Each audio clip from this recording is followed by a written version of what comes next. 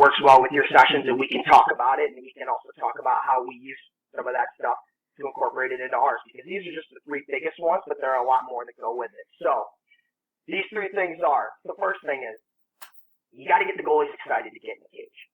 I mean, the goaltending position can be tough at times. You're getting shelled with shots.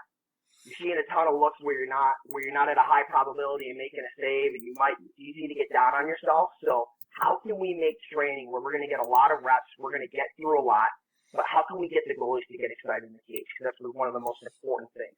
The second thing is your session design. How are you designing your training sessions to where it keeps the guys interested? You're moving through a whole bunch of different looks, but you're also not overwhelming the goalies with too much information and knowledge to where their head could start to spin and they're not really going to remember all that you're talking about. And the last piece, and this is why Coach Damon has mentioned a lot, and I'm going to mention a lot as we go throughout this presentation. We need more interaction with the goalies and less lecturing.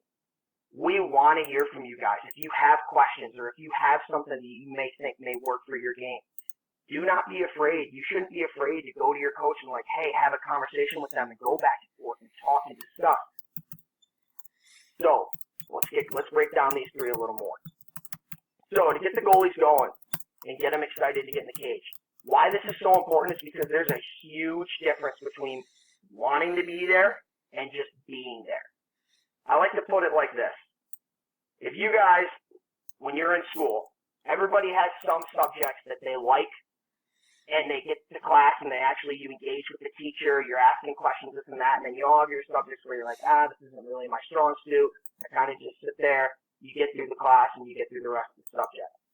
Well, when you're engaging and you're in that subject that you like, and you're asking questions and this and that, you remember a lot more and you care a lot more about the subject. So the results that you're going to get out of the stuff you put into are going to be greater than the one where you're kind of just in the subject. You're there to just retain the information and get through it and move on. So we wanted to create an environment to where we want goalies to be there. So how do we do that? Well, the first thing is we start off, we get the goalies to break a little bit of a sweat before we get coaching. We get them going through a little bit of a routine with stretch, hand-eye, and some games that get you breaking a little bit of a sweat. You get moving, you feel nice, you feel loose before you get going into the session and you get going into the cage. Throughout that session, we get competitions and games going. And we let you guys know before that. We set the tone hey, before we start the session, here's what we're doing today. We've got a whole bunch of looks we're going to go through, a bunch of different competitions and games. But when you're doing this and you're talking to the goalies about how you're going to run through this session, you don't want to tell them, okay, this is what we're doing, here's what you're doing. It's very definitive. You want to present to them as an opportunity. Because we're goalies. We like a challenge. This is the toughest position on the field.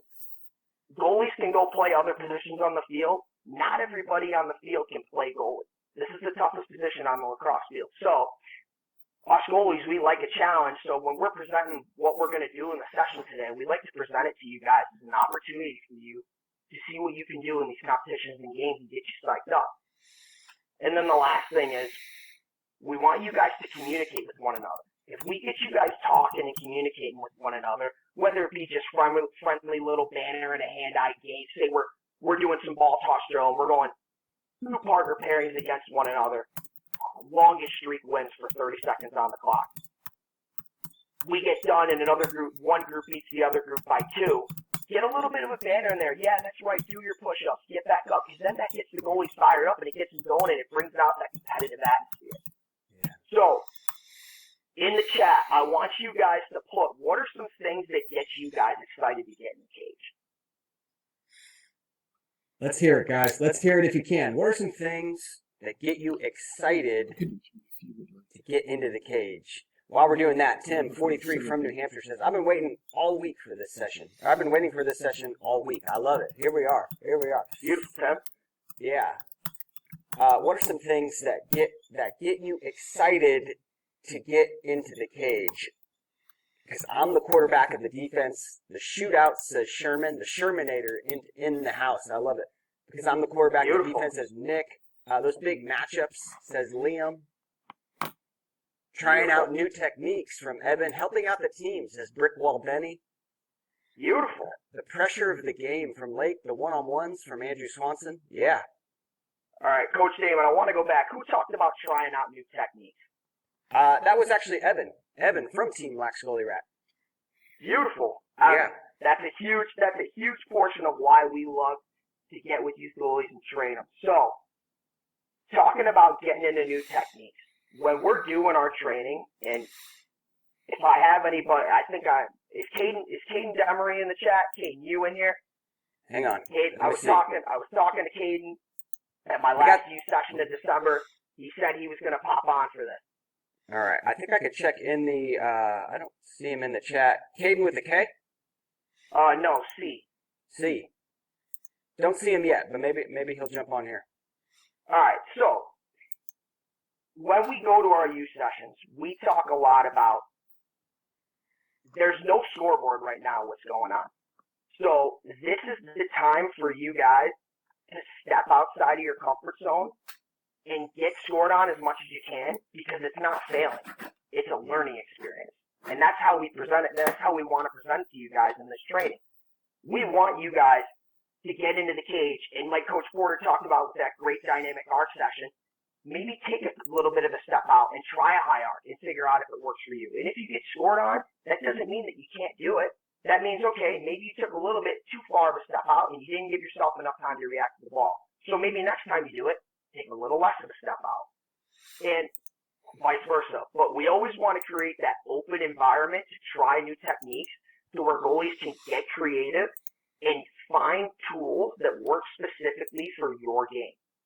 If you go into a coaching session and the coach doesn't give you any options for you on how to play stuff, and it's like you can only do this in one way.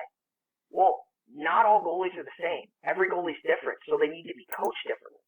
Because what works for one goalie may not work for another, and that's completely fine. That's completely fine, but we're not going to know what works for you until we step outside of our comfort zone and we try out those new things. So, awesome. Getting those new techniques and all that, that's a huge part of getting excited to get into the cage. All right. Let's go to the second piece here. Talk about our session design. How are we designing our session? Well, the first thing is we got to keep it fun. Like I said, if you're just getting flooded with shot after shot after shot after shot, and there's no break, and you're just getting drilled, and it's a whole bunch of different looks that don't put you in a good position for success, well, then you're not going to really get a lot out of the session. You're just going to be there. You're going to be there till the end of the time, and then you're going to pack your stuff up and go home.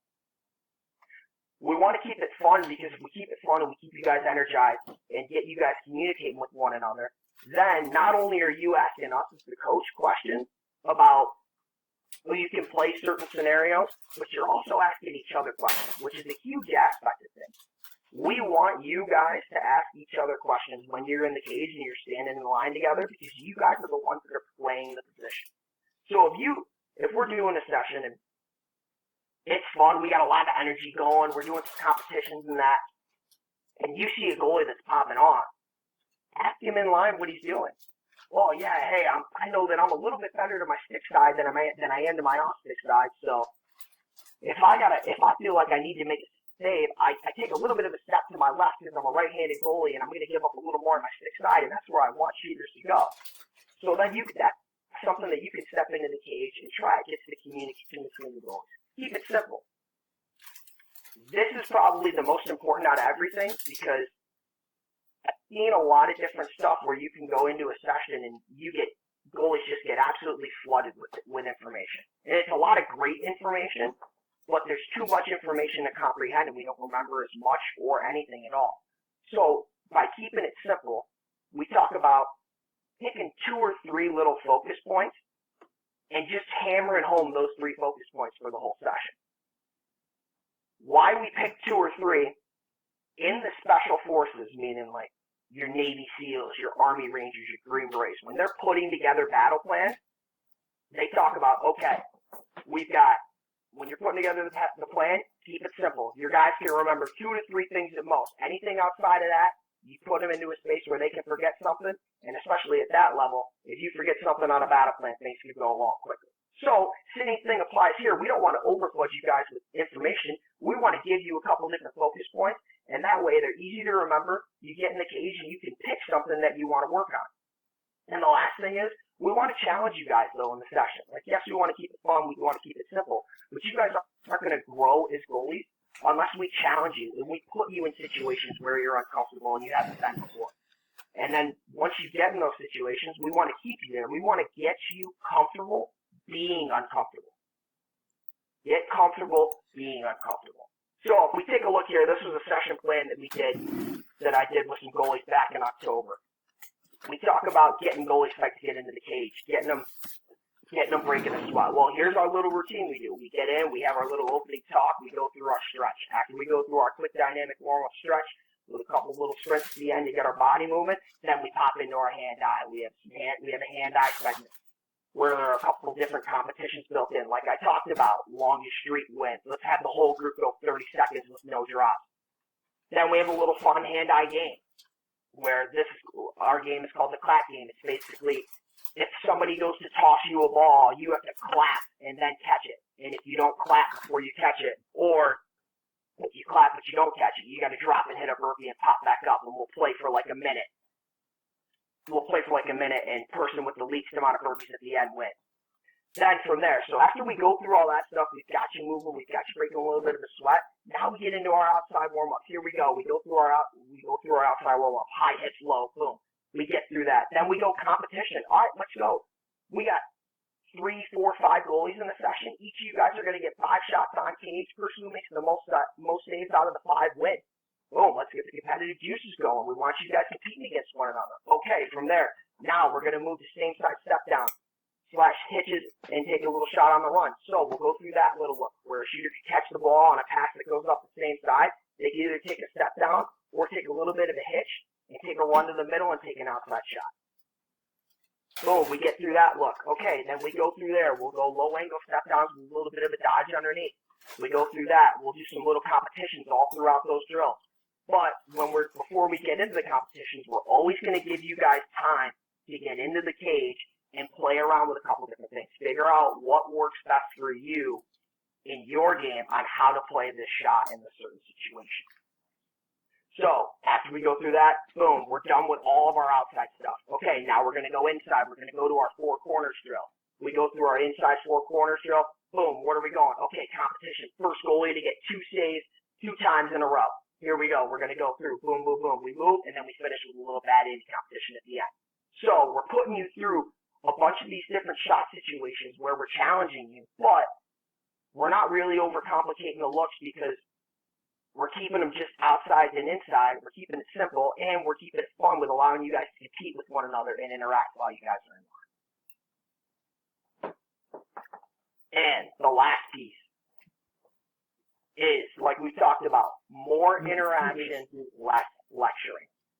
In today's world, attention spans are short. And this is not for you, like a fault on you guys, for any young goalies, but the younger you are, the shorter your attention span is. So if a coach were to get in front of you and he were to stand there and talk for 2.5, 3 minutes, then all of a sudden you start looking off at other things. You start thinking about homework you've got to do. You start thinking about the sleepover you're going to have at your buddy's house, a whole bunch of different things. So when we're coaching, we want to make sure that we get as much interaction with you guys as possible, and there's less of you guys just standing there and us telling you what to do. Because you guys are going to have questions that somebody else is thinking in the session, and that way we're killing a couple birds with one stone by getting that question answered. We talked about making you guys feel heard. You guys are the ones playing the position, so we want you guys to take ownership of your game and ask us questions, because the effort that you guys put in is what you're going to get out of these training sessions. So if we get communicating with you guys, and all of a sudden, like, you ask a question, and all of a sudden it sparks something in our head, like, oh, so coach, like, if I'm better to my stick side, does that mean that whether I'm coming off the right pipe or the left pipe, I always have to play a shot the same, like I should always go to my stick side? No. Now we get that conversation going on different things we can do, to give shooters different looks, and it makes you guys feel heard, makes you guys feel like you have a part in the session. And the last piece is the importance of personal connection. Yes, there's a coach and a player hierarchy, but we want to get to know you guys, and we want to establish trust in you guys, because if you trust us, then we know that we can trust you. So, by getting a bunch of interaction and having you guys ask us questions and come up with ideas and give us different ideas that you've thought about, either whether it's before the session, during the session, or even after the session, that builds that personal connection to where the more we tell you guys things, or we coach you guys with things, and the more we conversate, the more you guys are going to get out of our conversation. So, in the chat, I want you guys to put, what is your favorite interaction that you've had with a coach at a training session? Go ahead. Ooh, that's a good one. That's a good one. I love it. All right, favorite interaction you've had with a coach at a training session. Favorite interaction. While we're waiting for those responses to come in, Coach, I want to just say this is great. I hope everyone's following. This is so cool. So many awesome points that I want to hit on. I don't want to interrupt the flow, so maybe after you finish, I'll kind of go back and ask some questions and just asterisk highlight some points that you made that I think are so awesome. Honestly, at the Goalie Smith sessions, after the sessions, talking to the coaches, says Bryn. Yeah, that's awesome. Beautiful. Yeah. Beautiful. Yeah, that's what we want from you guys.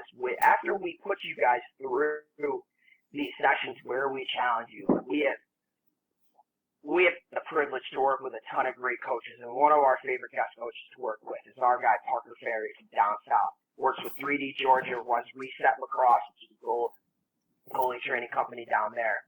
And Parker does a lot of coaching. He coached all of our summer events, and he made this great quote this past summer. And he goes, "Why would you train in the zoo if you play in the jungle?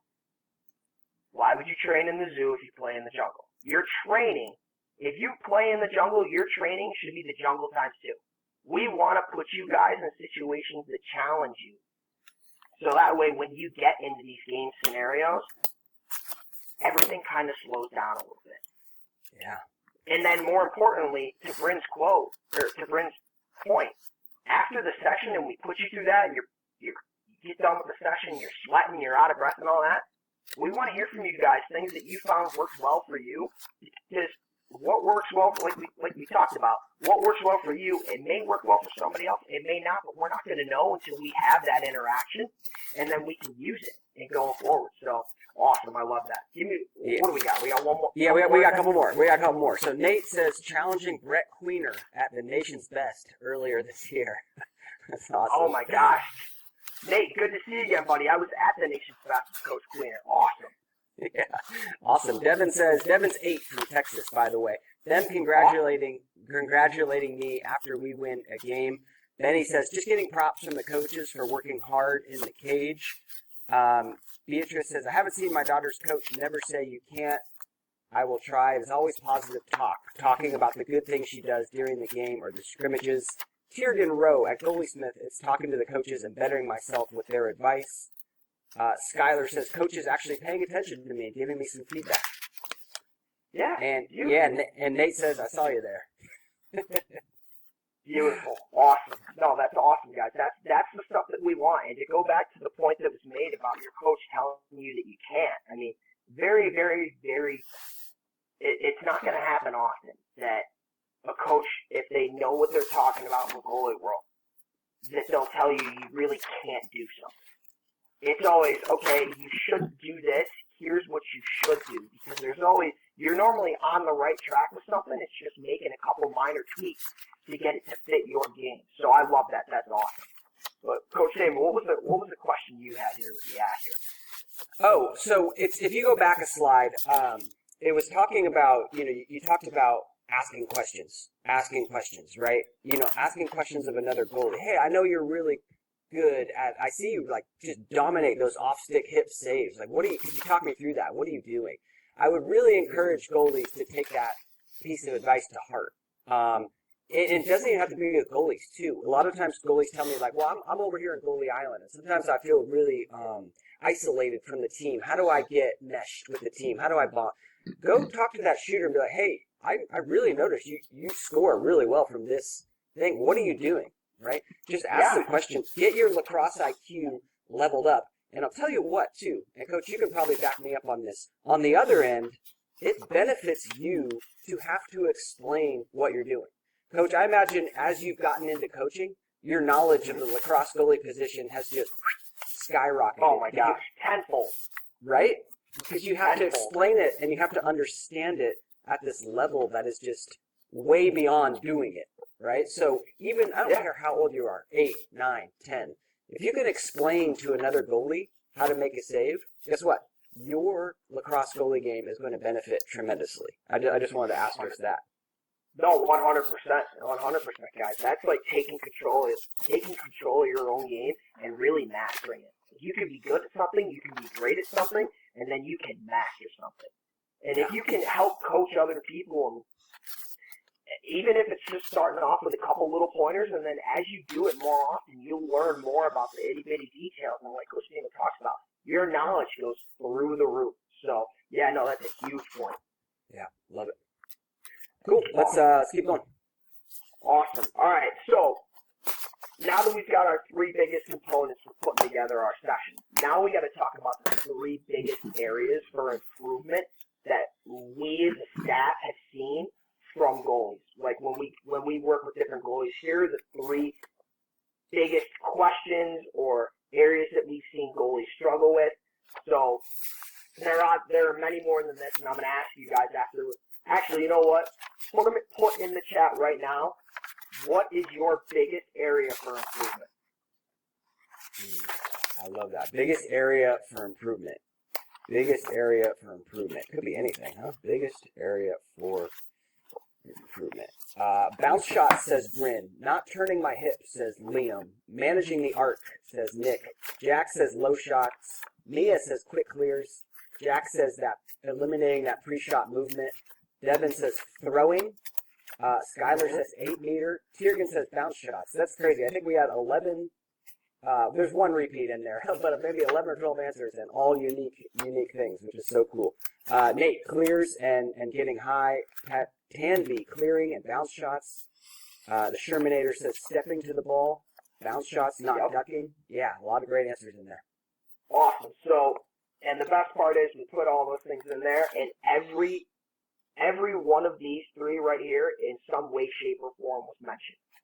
And yes, nobody said specifically opening your toes, but the problem that you're talking about in terms of area for improvement will get solved by opening your toes in your stance. So we'll start off. Here we go. This picture right here is from our guy Evan back at our middle school TGE camp. And I want you guys to look here at Evan's toes in his stance. They're not pointed directly at the shooter. They're slightly open a little bit like this. So, I'm going to stop sharing my screen for a second and do a little bit of a demo here. I like it. So, when we as goalies are in our stance and we want to step to the ball, we talk about wanting to be as athletic as possible. We want to open our hips up a little bit. If my toes are pointed directly at the shooter like this, my knee does not bend this way. My knee does not bend east-west. My knee bends north-south. So if I step, bang, and I go to push off my back leg, I can't get my weight and my body through the ball to get my body to the ball to help my hands out because my knee doesn't bend this way. So this is where we see goalies, if they step and their toe stays forward, it leads to, okay, I step here, but I've got all this power, and then I have to take a double step behind like this. Or we don't step at all because our foot's kind of stuck in the ground and it's not really that much of an athletic movement. Where if we open our toes like this, now it makes it easier for when we step to get our foot out and open like this.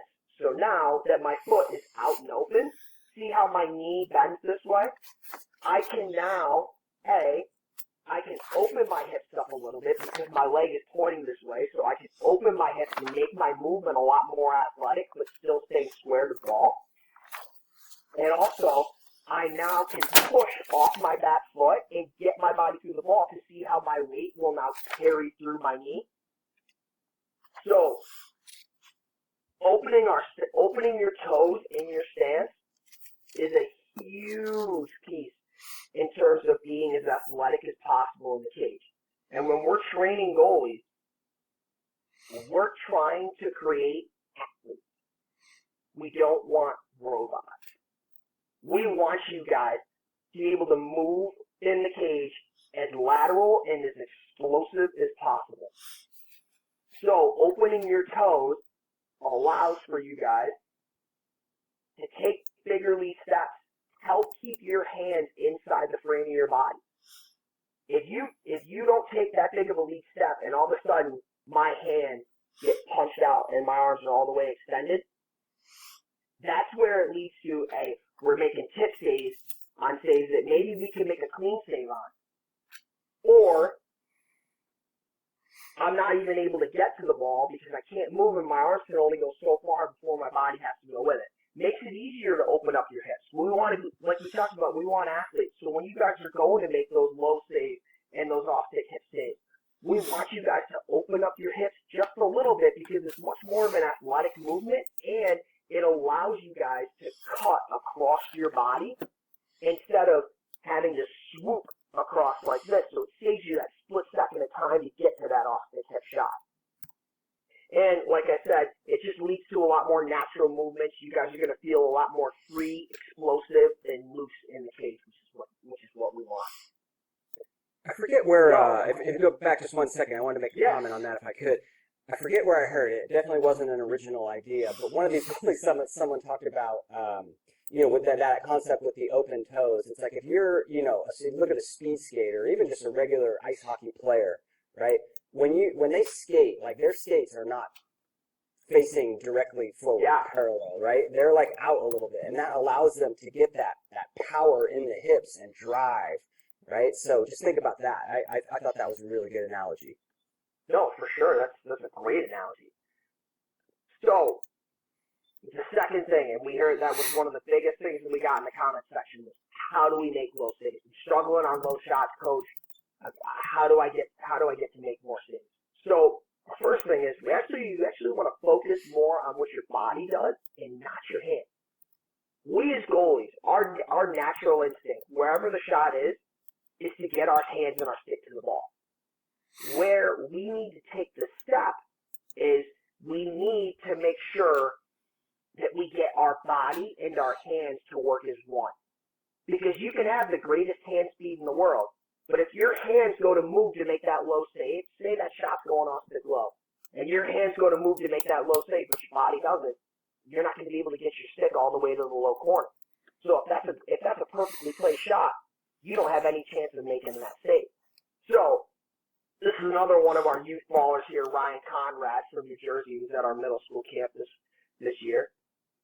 And this is perfect technique on what we want you guys to do making that low save. If you look, taking that big lead step and getting your head down over the ball. Now, so I'm going to give you guys another quick little demo right here. So, now, if I'm here, and I'm in my stance, and say this shot's going to my off-stick low. I'm here, I'm in my stance. I want you guys to watch my hands. If I take that big lead step and kick my foot out and open to the pipe, haven't moved my hands yet, and I get my head down over the ball, I haven't moved my hands yet, and what have they done? They dropped. So now the distance that I have to punch my hand is half of what it was if I take the big lead step but my head stays up here, or if I try to get my head down over the ball but I don't move, so then my hands get all the way out here like this. So if you guys focus on getting that big lead step and getting your head down over the ball and focusing on what your body does, your hands are going to just naturally get there, and they'll get there a lot faster, which will help you guys also take up a lot more surface area. So if you don't make the save with your stick, you're able to make the save with your body.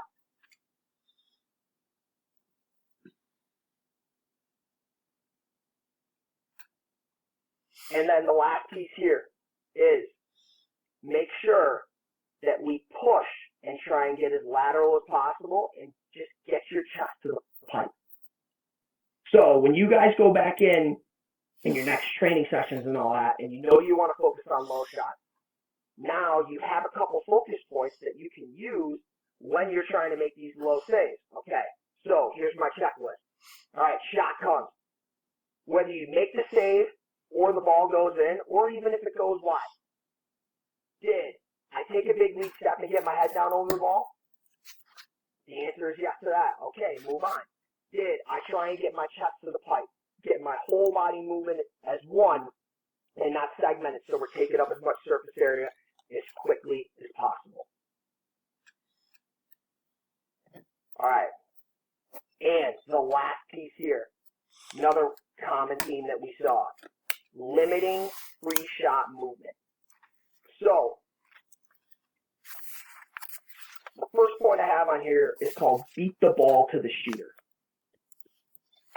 A lot of pre-shot movement comes from us just not being set before the shot comes. Yes, goalies will get in trouble where they're set and then they fall forward. That's a common one. But a lot of the times, especially at the youth level, we see a lot of goalies aren't even set and down and ready in their stance before the shot's coming. So what are some things that we can do to limit our pre-shot movement? Well, the first is called beat the ball to the shooter. So what I mean by that is, when you're standing on the pipe and that pass goes up top to the shooter, the first thing that should move is your head. It shouldn't be your body. And it should be a quick split, and it's just a quick split second. Because all we're doing is we're turning and we're finding the target that the ball is going to. So now, once we find the target that the ball is going to, now we know where we have to step to. As opposed to the pass goes and I just step in a general direction. Why would you step and waste movement if you don't know where you have to step to? So the first thing is we always, regardless of what pass it is, we want to turn our head and beat the ball to the shooter. Find that target, figure out where we have to step to. Then the second piece is, when you're moving on your arc, control is more important than speed. Now, obviously, yes, you can't just lollygag and take your time getting there. You got to get there. You do have to get there quickly, but we need you to get there under control. Because if you fly around, say we throw a skip pass from the side, from low left to the high right wing, and you take one huge, gigantic step, big, powerful, explosive, but you're out of control like a bull in a china shop. Well, yeah, you're going to get there soon. You're going to get to the ball quicker, but now you have to spend time resetting your stance, getting back into position because you probably overstepped, and while you're all doing that, you're not locked in on the shooter and finding that ball on their stick and being able to see what they're doing if they're going to take that shot. Whereas if, okay, maybe you get there a split second later, but you get there under control, your weight's under control, and now you're down and you make the step and you're in your stance in one movement. Now, instead of that full second to half second where you're trying to set yourself, you're just fully locked in on the shooter and your body can naturally react and move to the ball. And the last piece is here, we want to keep our weight on the balls of your feet. So if you look at my guy Ab again, in this picture, you can see that his heels are kind of floating on the top of that turf, and that weight is in the balls of his feet right now. So he's not on his toes to where he's out of control, and if the shooter were to hitch, he would fall forward and out of position, but he's also not flat-footed. So now that the weight's on the balls of his feet, he's in a good, powerful, comfortable spot to where he can just push and let his body naturally react to the ball.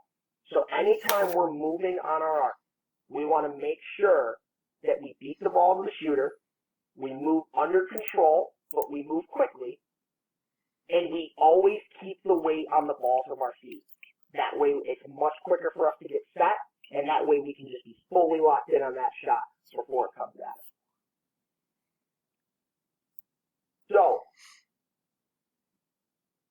boys and girls, before we get going on to the last little third of the presentation, what is one focus point from those last three that you find that you think is going to be the most effective going into your game that you want to put into your game. Love it. Love it. Throw that in the chat if you guys could. While we're waiting for those answers to come in, I remember talking to Will Mark about that first point, about being the ball to the shooter. And we were looking at a play where this guy sweeps down the alley. He takes like a good 5 steps. And Will, he beats them to the spot. Like, he's ready for the shot to come out before the shooter shoots. And just makes it, that is such a, just being ready and set and balanced pre-shot is so key when we talk about making a save. Okay, answers are coming in, Coach. Let me, open toes, says Bryn. Foot placement, says Nick. Pre-shot movement, Perth.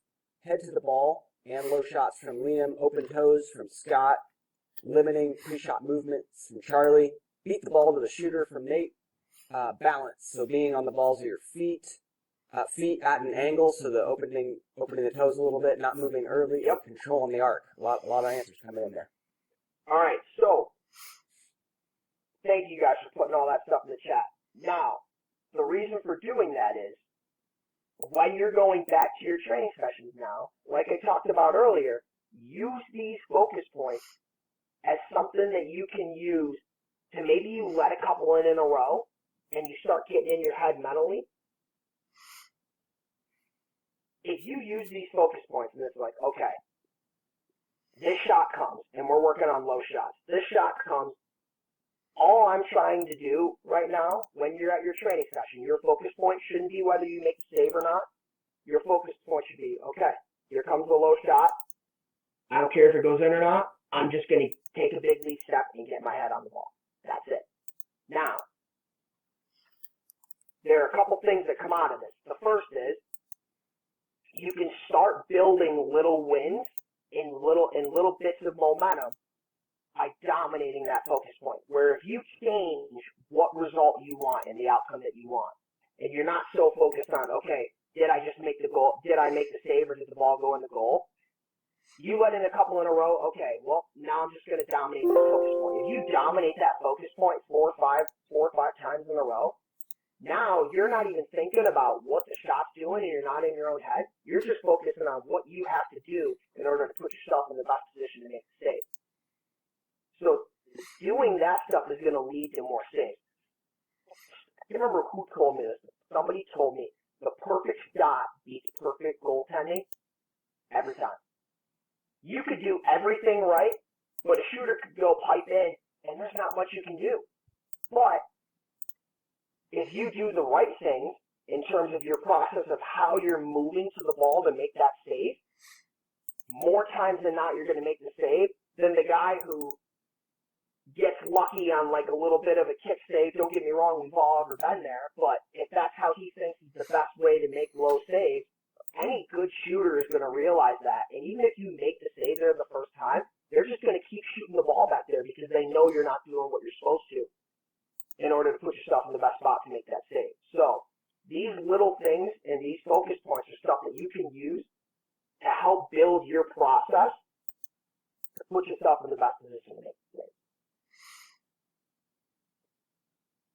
All right, so now the last piece of this presentation is what can we do when we're training on our own? Say you're going out for shots with your buddies, or even more importantly, you're at a tournament and you've got to play games. What can I do to get myself ready to go for the game? So the first thing is get a proper warm-up.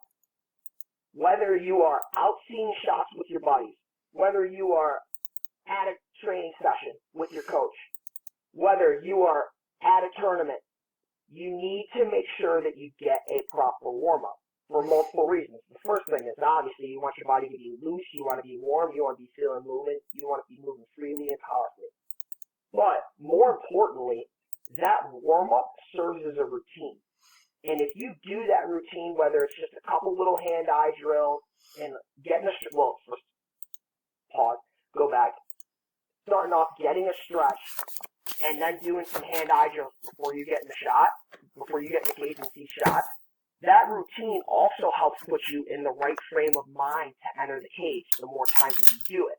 As opposed to if you wait until 4 minutes before the game and all of a sudden your coach just throws you in the cage, you see 12 step downs cranks, and all of a sudden you're out there and here comes the ball coming down at you. Probably not in the best spot to put yourself in the best position to make saves and put your team in a place to win the game.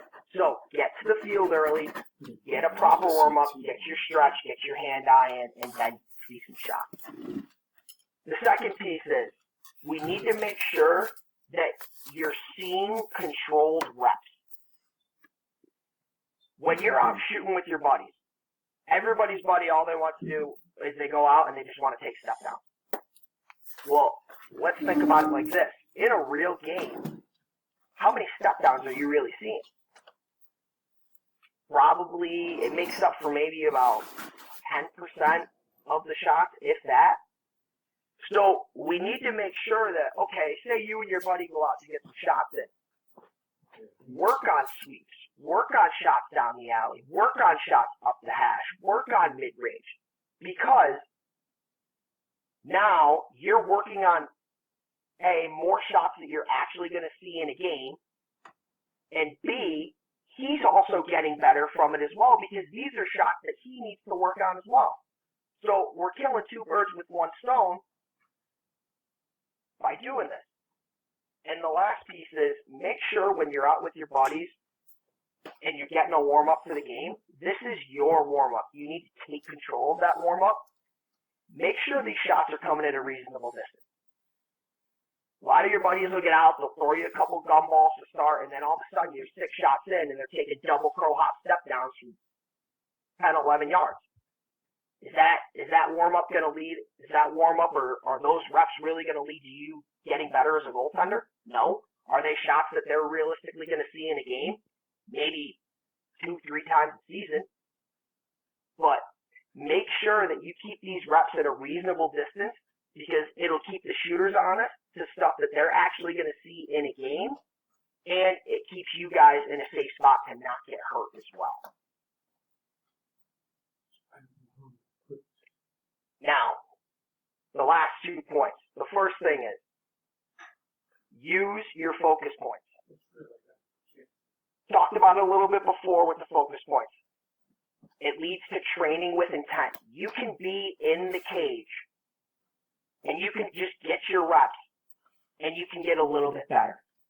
Yep, okay, I got in, I saw a ton of reps, I got my work in, okay, I'm good. Yeah, you're going to get a little bit better.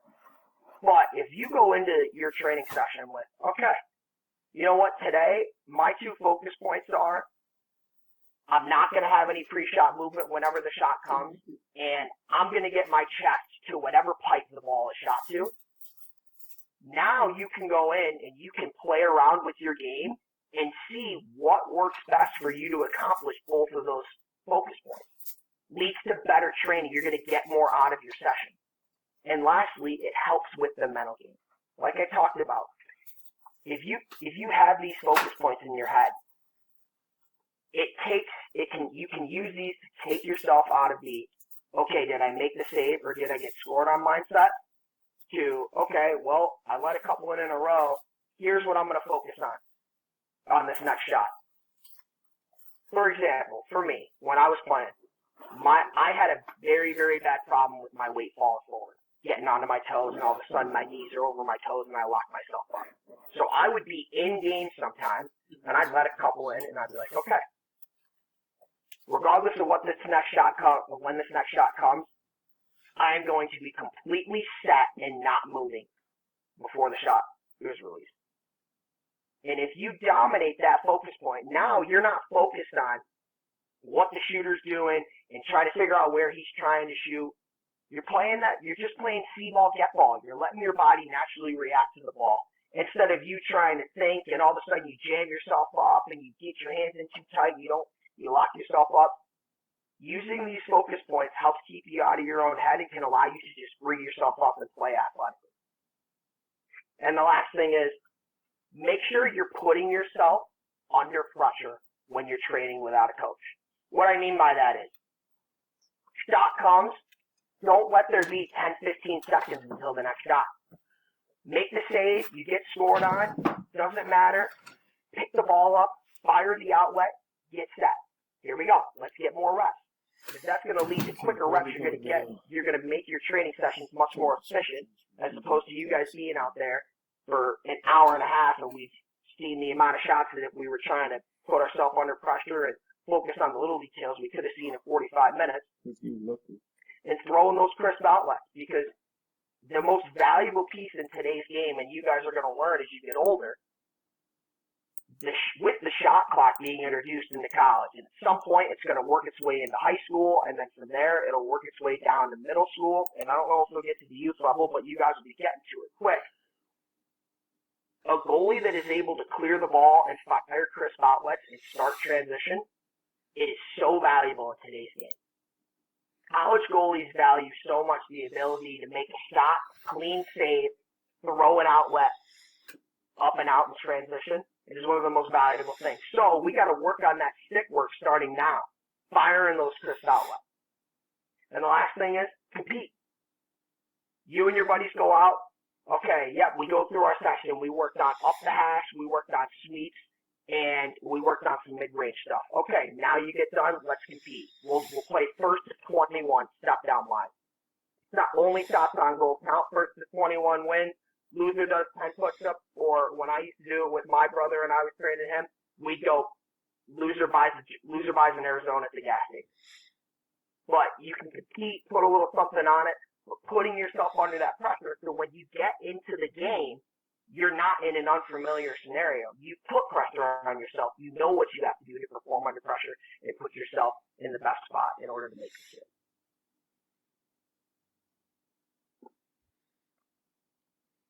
So, in the chat, keep goalies. What is your favorite thing to do training-wise without a coach?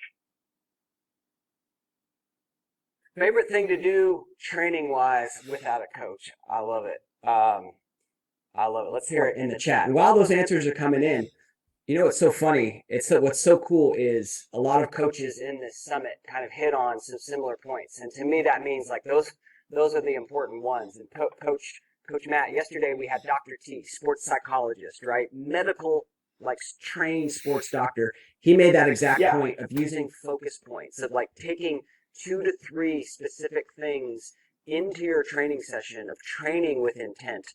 And he started talking about the brain, right? Something that you and I are probably, well above our pay grade. But like he just talked about all these things that happened in your brain that help you learn when you choose 2 to 3 specific focus points. So I'm so glad you brought that up. Okay. Yeah, the answers are coming in here. Answers are coming. I got to scroll back up. They got fast and furious. Wall ball sprints, reaction, ball off the wall, juggling, says Noah. Liam, reaction off the wall, Jack, hand-eye stuff, hand-eye off the wall. Cradle baby, says Bob. Hand-eye drills, stick hops from Devin, stick hops, I love that. Yeah.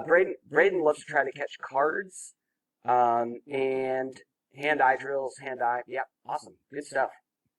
Awesome. So, guys, make sure with a lot of this stuff that you're doing, and like I've made the point before, but I cannot stress this enough. Make sure that you are doing all these little things before you get in the cage. Build that routine, that warm-up routine that helps put you in the right mindset mentally. It helps get your body in the right feel to get in the cage and dominate. So that way when you go out come game day, when all you guys are older, Coach Damon and I are watching you guys in the national championship, that routine that you do pregame, it started years and years and years ago, and you're able to put your body, and your body knows the feeling that it needs to get locked into that zone, and you know what you need to do to put it there. Awesome. So, guys, that's what I've got for you. Thank you for tuning in, and fire away with any other questions that you guys have got for me.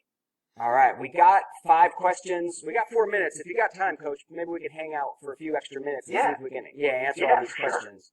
Awesome. I'm going to stop sharing so we can go. Yeah, there we go. Side by side. So there was two questions, One from Benny, one from Eric, that are kind of in the same genre. and essentially Benny says, how do I train a goalie when they're the only goalie on the team? He primarily sees shots from the team and not individual training. Eric says, a lot of these coaching techniques are great when you got a bunch of goalies, but my goalie's the only goalie on this club team and rec team. Yep. So what do you, what's your tips? What's your advice? Benny was saying, do I seek private lessons? What do you suggest when you only have one goalie? What are you thinking in that scenario? So when you have one goalie on the team, the first thing is obviously you're going to be in the cage for a lot of shots. So when you're in the cage at practice and all that, try and, for like inside and mid-range shots, try and they have these things called softballs.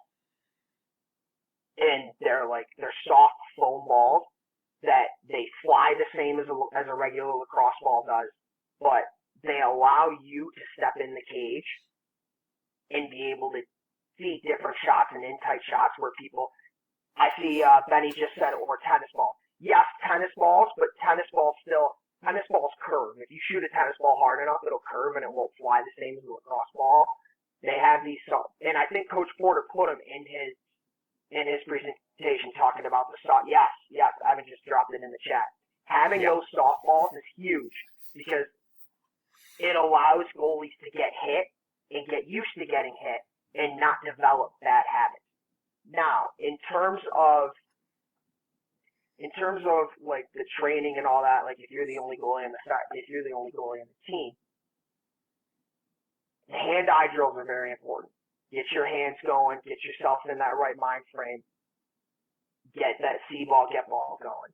And then lastly is I would ask your shooters and the guys that you're in practice, like Coach Damon said, ask them questions about what they're doing. So, and this is kind of what I used to do for my training as well, is I didn't have the goalie training, so I was more concerned about, okay, what can I pick off the shooter that they're trying to give me or a tell of what they're going to do. So ask them, if you see, like when you're going to shoot to an off-stick low shot, what do you do? What do you look for? Like all this stuff. And then you can watch them when they're warming up and shooting before practice, like what they do form-wise when they go to shoot to an off-stick low shot. And then to the last piece is, I would recommend getting some one-on-one training for sure. Mm-hmm.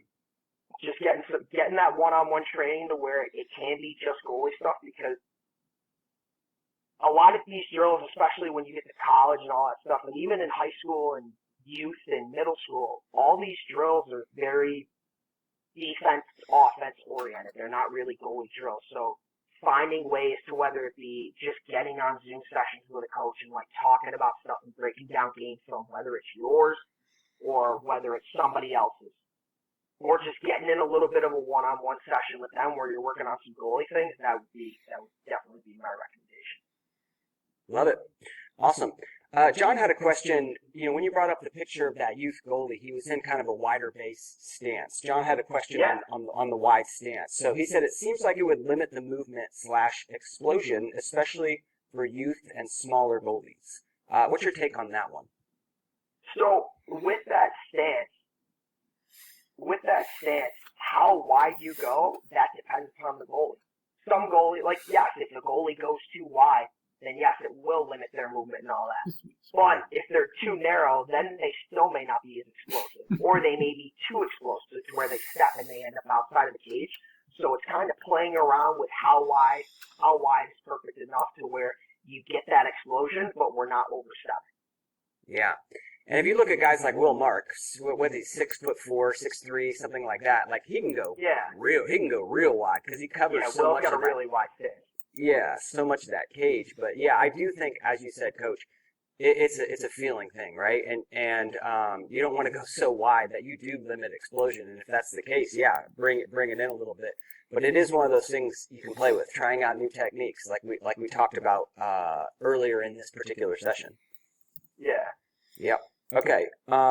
Nate wanted to know your tips on shots against long poles. You wanted to know your tips on long.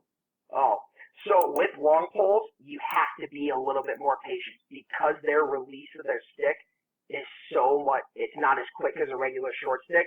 You really have to wait until you can see the full head of their stick, and when they commit to a shot to move. Because I would actually go out last year, so when I was at LIU, with Troy Ray, who's playing obviously for the PLL and the Chaos. He wanted to get some shots in before they went to training camp and that.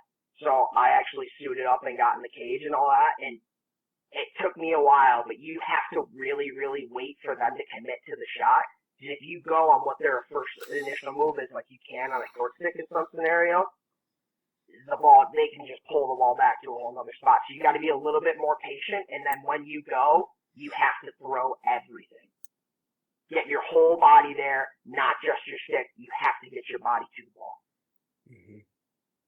Yeah, and practice it, right? I mean, practice it. If you're having problems from taking shots from long poles, and it's different. It's a different release. The shot looks different. You might put more mental value on it because you're so used to seeing shots from shorties.